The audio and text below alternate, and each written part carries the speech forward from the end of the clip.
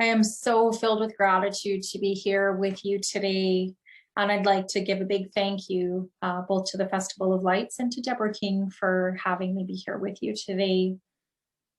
How can you turn toward the presence of the Creator of all that is in order to find freedom from suffering as well as healing and guidance? To know yourself, you'll need to come in union with the most divine part of you. I'd like to lead you through my journey of nurturing the connection that I had always dreamed about. So, how do we create conscious relationship with others? When we examine our relationships, both past and current, we may find patterns of behavior present. How we act with one person may look completely different than how we act with another. We begin to raise our awareness when we begin to see the other person in the template of their own perfection. And we begin to see when people are acting from their own wounding or whether they're acting from an open-hearted space from their higher self. How do we create a conscious relationship with self? This one can be a bit trickier. This often means taking the time and the space to be able to unfold. It means sitting in meditation and journaling and really being willing and brave to look at those deepest parts of yourself that either you've hidden or that maybe you've forgotten about through some of the trauma that you may have experienced. It means sort of putting aside that self-critic. It means moving out of the victim mentality. And it means taking responsibility for ourselves and for our own actions. And that allows us to begin to act from the place of our own higher selves. And we're able to create stronger boundaries with other people, particularly when we're coming from that place of higher self-connection. And we also realize as our own self-consciousness, I'll say, raises, that we realize how much our own values matter and how much that attracts our own tribe. And suddenly we find ourselves surrounded by like-minded people who have similar values and outlooks on life. And that helps us to grow our own awareness and continue to expand in consciousness. So how do we create a conscious relationship with God? I say God, you may say source or spirit or the creator of all that is, whatever your term for it is. We create that relationship when we're able to see others and ourselves as integrated pieces of God. We can see that there's this huge force beyond our own personalities that are guiding us. And the more that we connect to that force, the more that we're able to see things like the synchronicities and divine perfect timing. These are the aha moments that open you to the force of God. This is what allows us to resonate with people on a higher frequency, and even more synchronicity unfolds. And so I'd like to take you on a little bit of my personal journey now that really started from the time that we're born. And one of the first relationships that we ever experience is with our parents. My own entry into this world was somewhat traumatic, and I can say that I've been trying to recover ever since. My first relationship, which was to my birth mother, was severed a few days after birth, as she had put me up for adoption. Later in life, I realized that this difficult birth had created a deep feeling of abandonment in me between myself and with God. And in turn, this was a separation deep in my own self.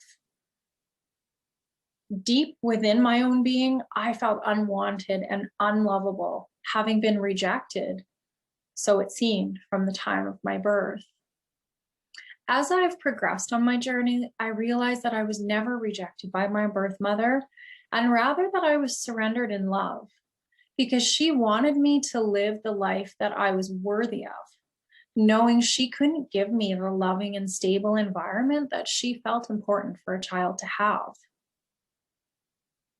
So as I turned deeply inward throughout my journey, I've also realized that so many difficult circumstances in my life, that my separation from God or from source and from spirit was wrongly perceived.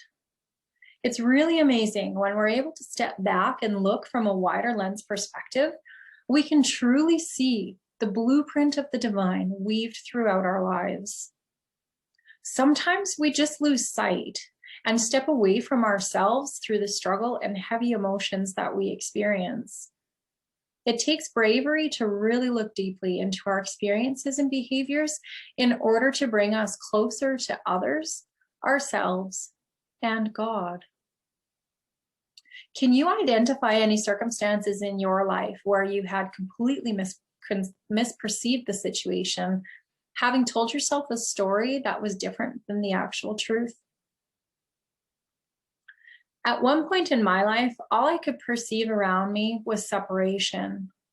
My son had died. My mom had died. My dad had moved far away and was in a committed new relationship. I was separated from my husband. By this point in time, I felt completely punished by what I had called God. I had never felt more alienated or completely alone in all those years. And that's what brought me to really start my healing path just about 10 years ago with Deborah King. I had a yearning deep inside to feel connected and whole. I realized there were so many shattered pieces inside me throughout all of my lifetime experiences of adoption, sexual abuse, open heart surgery, the losses of my son and mother, and divorce, all by the age of 30. It seemed like so much trauma to hold. And what's interesting is that despite feeling separate from God, is that I still carried a deep faith. On some level, I was aware that these experiences were designed for me to find my higher self and to connect to that of others, which opened me to see the handprint of the divine infused throughout. Driven by the grief of following the losses of my son and mom, I began searching for ways to escape my own environment, which seemed like a constant attack to my system. In doing this, I found meaning in taking yearly trips down to Peru. And I went from being a group member to a team leader, eventually to a country co-coordinator. And each time that I was able to visit the orphanage that we went down to help, I was able to go on a deeper journey and found another layer of healing, which helped to reconnect with the deep parts of myself that I had long ignored or forgotten. And in addition, I had found a family and a sense of belonging, of being part of the greater whole. It was difficult to come home after each trip as I could feel myself being torn in two. Peru was my happy place where I was free to be me, and home was where I was trapped and surrounded by reminders of my painful past. I knew I needed to reconcile these feelings and find a way within myself, whether to feel myself, whether I was at home or I was away. And that meant being brave enough to touch all the places that I wanted to stay hidden or forgotten. Several years ago, during one of Deborah's workshops at a wellness retreat center, I had decided to treat myself to an Ayurvedic hot oil body treatment. As the practitioner began pouring oil over my third eye, suddenly I felt completely enveloped in unconditional love. I told God that I thought that He had forgotten about me. And in a voice and with a feeling I will never forget, I heard Him say, "My dear child, how could you possibly think I could forget about you?" This sacred encounter is what led me to confront all of my feelings about separation and reevaluate. I'm sure those of you here today have a similar experience of an aha moment that completely changed the trajectory of your life. About a year after that experience, I attended an Easter service. I had come to a strong realization at this point in time of how much I had blamed God and was angry at him for allowing all of these difficult experiences in my life to happen to me. I felt wholly unworthy of anything, less than worthy of love. That was for certain. I certainly was not wanting to be sitting in church that day, and my thoughts completely droned out the priest's voice until I heard the word surrender. I began meditating on that word and realized in that moment how far I had fallen from others, myself, and God. I deeply yearned to feel that connection so I would begin to feel whole and worthy. I also realized what a difficulty it was to surrender for me. It was time that I would begin getting out of my own way. As tears began to stream down my cheeks as I released so many of these feelings of anger and guilt and shame and grief, the choir above me started singing in harmony, "Be still and know that I am." I had forgotten who I was and where I had come from. And in that profound moment, I felt completely unified with all that is. When we're in that flow, we experience divine and perfect timing.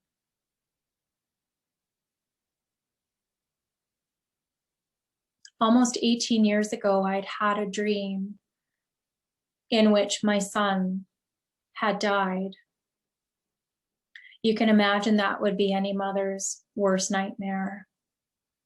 And about a month after that dream, we were visiting my parents at their farm, and Gabriel, my son, that night was having a lot of difficulty settling for sleep. We were frustrated. We were just wanting him to sleep. We were all exhausted, and he just kept pointing at something behind us, beyond us, and he just kept saying, "Go away, go away." Of course, in that moment, we had no idea what was in store the following day. And the following day, our worst nightmare became reality. And there's nothing that can prepare any mother, any parent, any grandparent for the feeling of holding that lifeless child in your arms. For me, that was one of the biggest moments of surrender, and it seemed an impossible task that God had asked of me.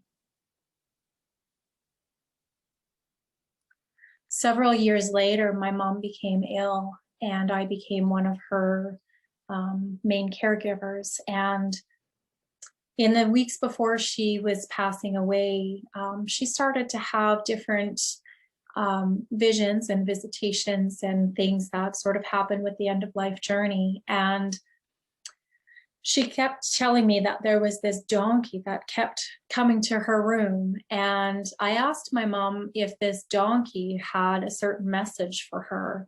And she said to me that the donkey just kept telling her that all things were coming in perfect timing. It's difficult to understand the concept of divine timing when you're in the process of going through that end of life. And so ultimately, it was helping, my mom to find her spiritual home. And I didn't know that donkey that came to visit her would be such a pivotal character in my own life, because I deeply understood that meaning now of finding that divine timing in everything.